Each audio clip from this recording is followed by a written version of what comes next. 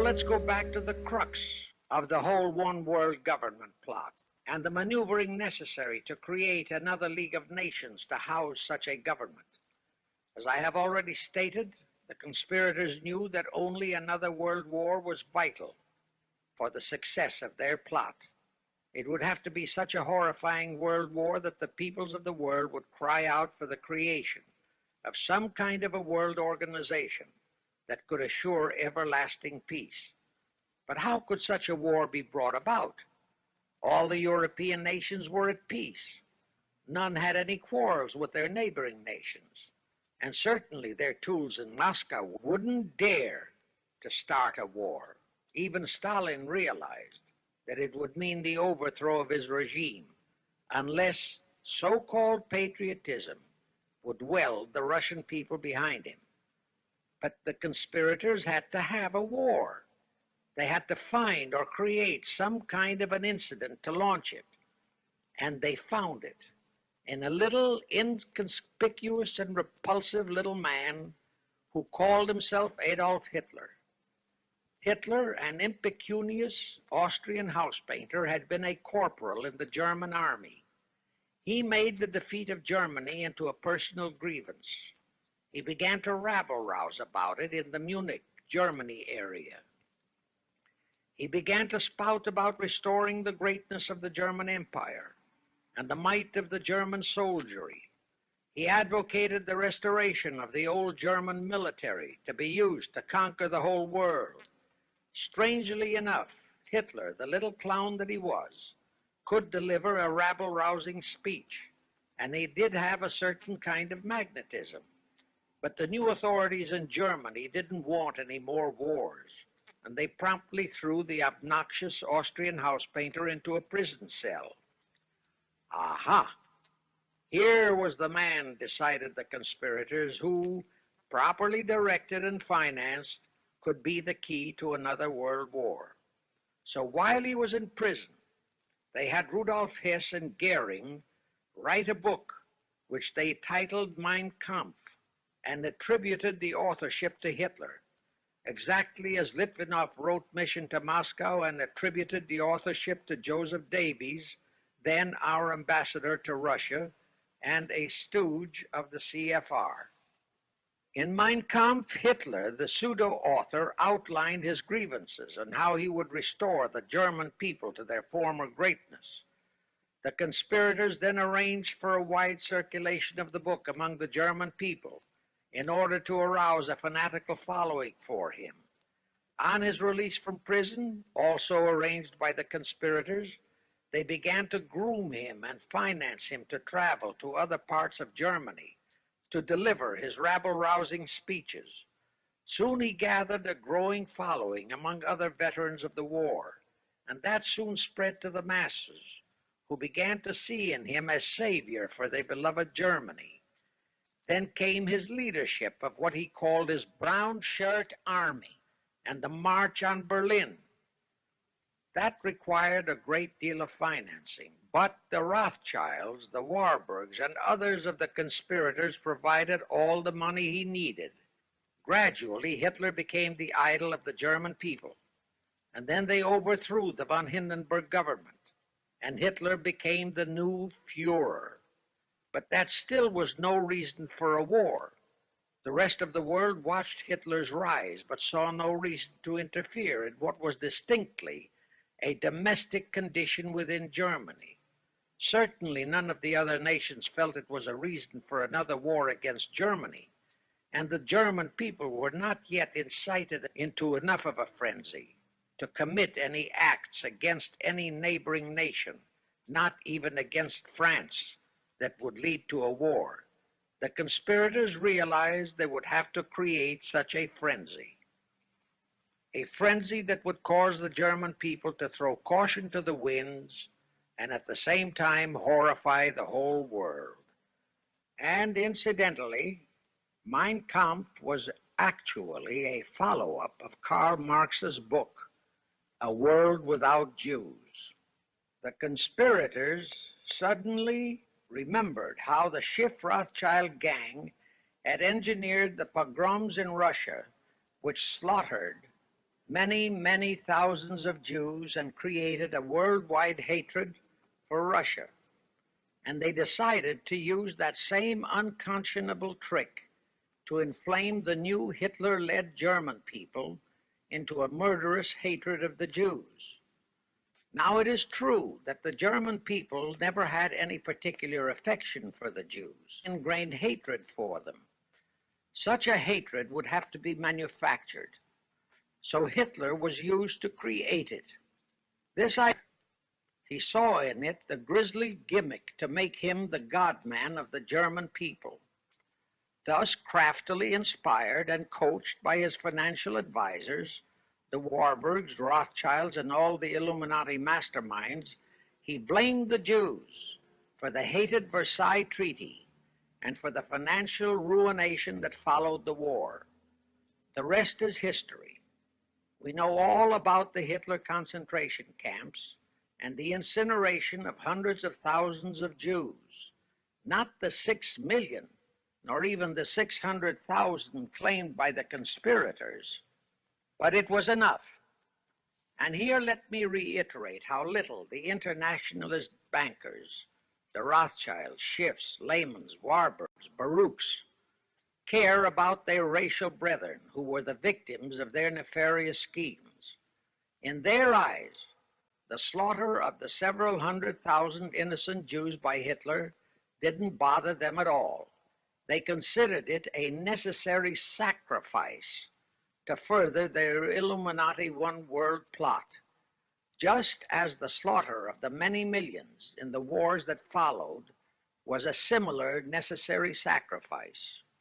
And here is another grisly detail about those concentration camps. Many of the Hitler soldier executioners in those camps had previously been sent to Russia to acquire their arts of torture and brutalization so as to emphasize the horrors of the atrocities. All this created a new worldwide hatred for the German people, but it still did not provide a cause for war. Thereupon Hitler was in land. You remember how Chamberlain, diplomats of Czechoslovakia and France surrendered to that demand. That led to further Hitlerian demands for territories in Poland and in the French Tsar territories. Those demands were rejected. Then came his pact with Stalin. Hitler had been screaming hatred against communism. Oh, how he ranted against communism. But actually, Nazism was nothing but socialism, and communism is, in fact, socialism. But Hitler disregarded all that. He entered into a pact with Stalin to attack and divide Poland between them.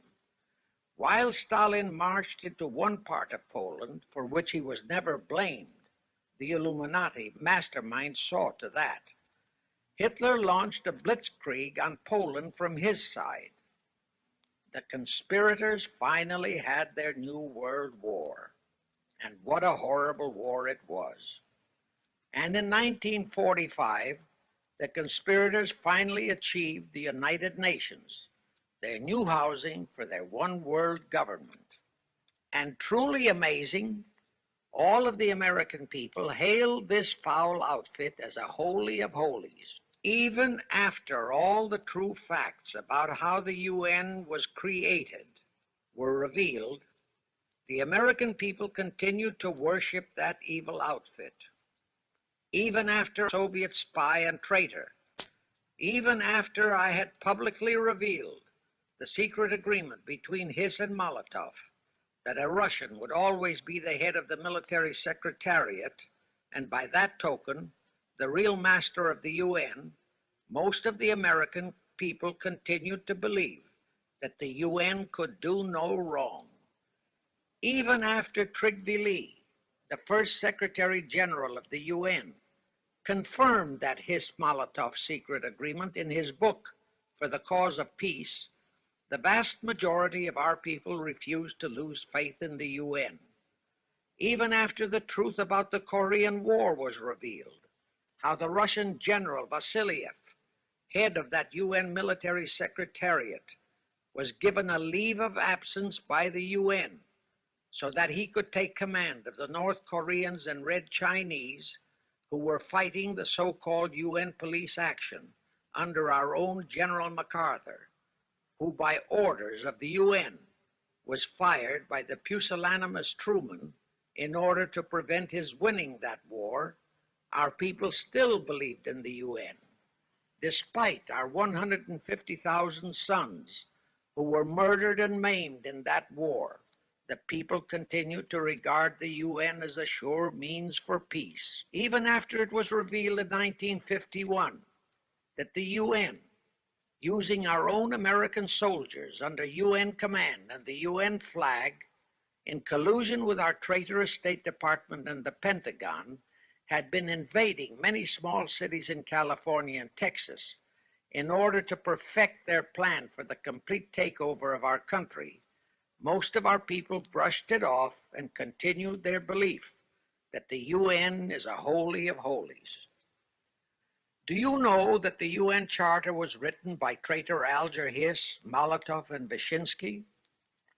That Hiss and Molotov had made that secret agreement that the military chief of the UN was always to be a Russian appointed by Moscow? Do you know that at their secret meetings at Yalta, Roosevelt and Stalin, at the behest of the Illuminati operating as the CFR, decided that the UN must be placed on American soil? Do you know that most of the UN Charter was copied intact, word for word, from the Marx Manifesto and Russia's so-called Constitution? Do you know that the only two senators who voted against the UN so-called treaty were the only two senators who had read it? Do you know that since the UN was founded, communist enslavement has grown from 250 million to 1 billion? Do you know that since the UN was founded to ensure peace, there have been at least 20 major wars incited by the UN, just as they are now inciting a war against Little Rhodesia? Do you know that under the UN setup, the American taxpayers have been forced to make up the UN Treasury deficit of many millions of dollars because of Russia's refusal to pay her share? Do you know that the UN has never passed a resolution condemning Russia or her so-called satellites, but always condemns our allies? Do you know that J. Edgar Hoover said, "The overwhelming majority of the communist delegations to the UN are espionage agents"? And now, 66 senators voted for a consular treaty to open our entire country to Russian spies and saboteurs. Do you know that the UN helps Russia's conquest of the world by preventing the free world from taking any action whatsoever except to debate each new aggression in the UN General Assembly? Do you know that at the time of the Korean War, there were 60 nations in the UN, yet 95% of the UN forces were our American sons, and practically 100% of the cost was paid by the United States taxpayers? And surely you know that the UN policy during the Korean War was to prevent us from winning that war. Do you know that all the battle plans of General MacArthur had to go first to the UN to be relayed to Vasiliev, commander of the North Koreans and Red Chinese, and that any future wars fought by our sons under the UN flag would have to be fought under the control of the UN Security Council? Do you know that the UN has never done anything about the 80,000 Russian Mongolian troops that occupy Hungary? Where was the UN when the Hungarian freedom fighters were slaughtered by the Russians? Do you know that the UN and its peace army turned the Congo over to the communists? Do you know that the UN's own so-called peace force was used to crush, rape, and kill the white anti-communists in Katanga? Do you know that the UN stood by and did nothing while Red China invaded Laos and Vietnam? That it did nothing while Nehru invaded Goa and other Portuguese territories? Do you know that the UN was directly responsible for aiding Castro? That it does absolutely nothing about the many thousands of Cuban youngsters who are shipped to Russia for communist indoctrination? Do you know that Adlai Stevenson, of all people, said, "The free world must expect to lose more and more decisions in the UN"? Do you know that the UN openly proclaims that its chief objective is one world government, which means one world laws, one world court, one world army, one world navy, one world air force, one world schools, and a one world church in which Christianity would be prohibited? Do you know that a UN law has been passed to disarm all American citizens and to transfer all our armed forces to the UN? Such a law was secretly signed by Saint Jack Kennedy in 1961. Do you realize how that fits in with Article 47, Paragraph 3 of the UN Charter, which states, I quote, "The Military Staff Committee of the UN shall be responsible through the Security Council for the strategic direction of all armed forces placed at the disposal of the Security Council," unquote. And when and if all our armed forces are transferred to the UN, your sons would be forced to serve and die under UN command all over the world. This will happen unless you fight to get the US out of the UN. Do you know that Congressman James B. Utt has submitted a bill to get the US out of the UN and a resolution to prevent our president from forcing us to support the UN embargoes on Rhodesia? Well, he has, and many people all over the country are writing to their representatives to support the Utt bill and resolution. And did you know that to offset the Utt bill and resolution, 50 congressmen, spearheaded by Schweiker and Moorhead of Pennsylvania, have introduced a bill to immediately transfer all our armed forces to the UN? Can you imagine such brazen treason? Is your congressman one of those 50 traitors? Find out and take immediate action against him, and help Congressman Utt. Now, do you know that the National Council of Churches passed a resolution in San Francisco which states that the United States will soon have to subordinate its will to that of the UN, and that all American citizens must be prepared to accept it?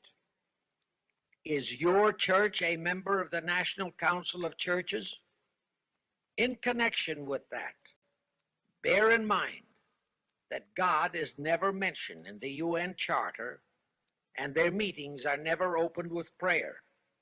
The creators of the UN stipulated in advance that there should be no mention of God or Jesus Christ in the UN Charter or in its UN headquarters.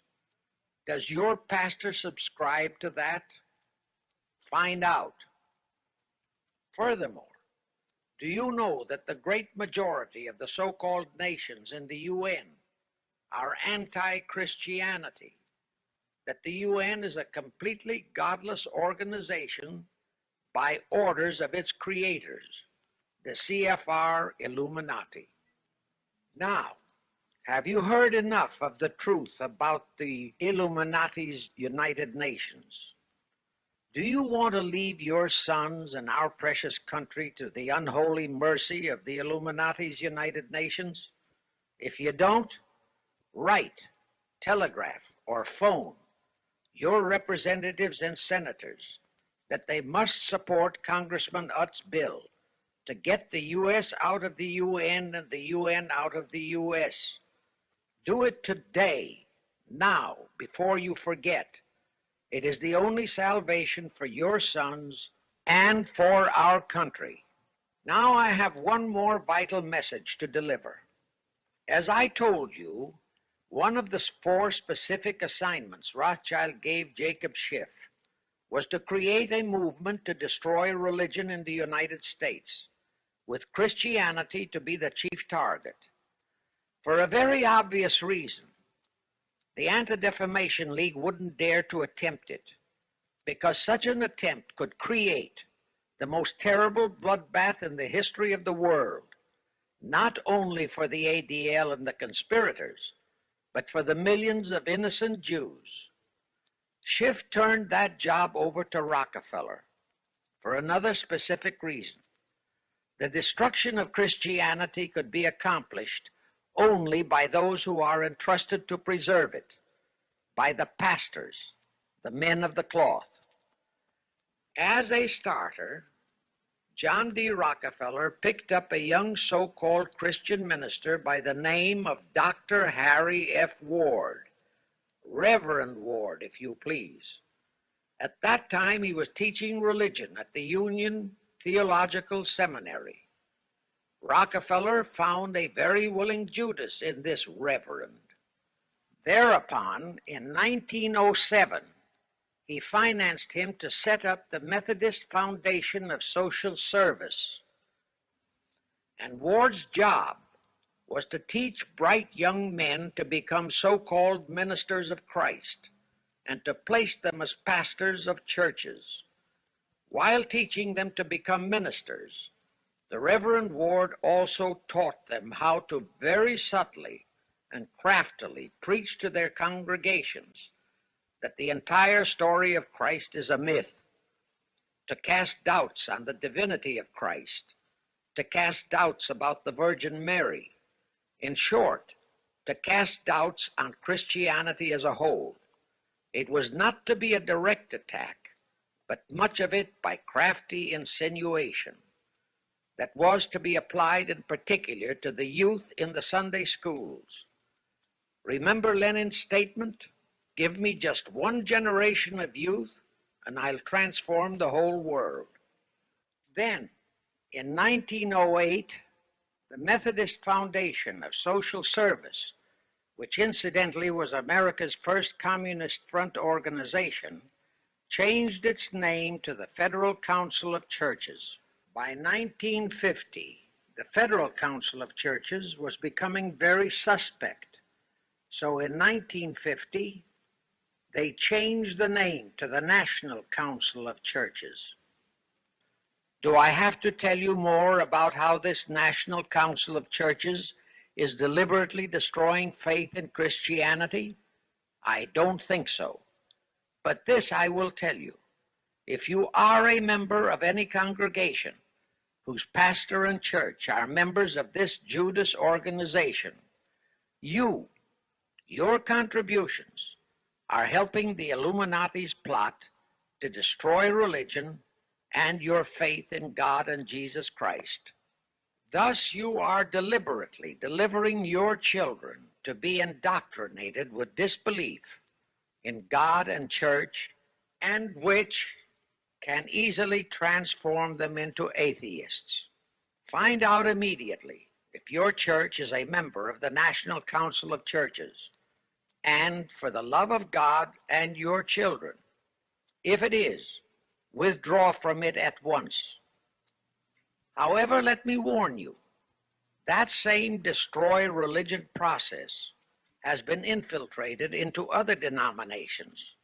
If you have seen the Negro March on Selma and other such demonstrations, you have seen how the Negro mobs are led and encouraged by ministers and even Catholic priests and nuns who march along with them. As a matter of fact, the Mormon Church is about the only one I know of that is clean of that kind of Judas infiltration. But of course, There are many individual churches and pastors who are honest and sincere. Find one such for yourself and for your children. Incidentally, this same Reverend Harry F. Ward was also one of the founders of the American Civil Liberties Union, a notorious pro-communist organization. He was the actual head of it from 1920 to 1940. He also was a co-founder of the American League Against War and Fascism, which, under Browder, became the Communist Party of the United States. In short, Ward's entire background reeked of communism, and he was identified as a member of the Communist Party. He died a vicious traitor to both his church and country. And this was the man old John D. Rockefeller picked and financed to destroy America's Christian religion, in accordance with the orders given to Schiff by the Rothschilds. In conclusion, I have this to say. You probably are familiar with the story of how one Dr. Frankenstein created a monster to do his will of destroying his chosen victims, but how instead, in the end, that monster turned on his own creator, Frankenstein, and destroyed him. Well, the Illuminati, CFR, has created a monster called the United Nations, who, supported by their minority groups, rioting Negroes, the traitorous mass communications media, and the traitors in Washington, was created to destroy the American people. Well, we know all about that many-headed Hydra monster. We know the names of those who created that monster. We know all their names. And I predict that one fine day, the American people will come fully awake and cause that very monster to destroy its creator. True, the majority of our people are still being brainwashed, deceived, and deluded by our traitorous press, TV, and radio, and by our traitors in Washington. But surely, by now, enough is known about the UN to stamp that outfit as a deadly, poisonous rattlesnake in our midst. My only wonder is what it will take to awaken and arouse our people to the full truth. Perhaps this record will do it. 100,000 or 1,000,000 copies of this record can do it. I pray to God it will, and I pray to Him to inspire you, all of you, to spread this story via this record to all loyal Americans in your community. You can do it by playing it to study groups assembled in your homes, at meetings of the American Legion, the VFW, the DAR, all other civic groups and women's clubs, especially the women's clubs who have their sons' lives at stake. With this record, I have provided you with the weapon that will destroy the monster. For the love of God, of our country, and of your children, use it. Get a copy of it into every American home.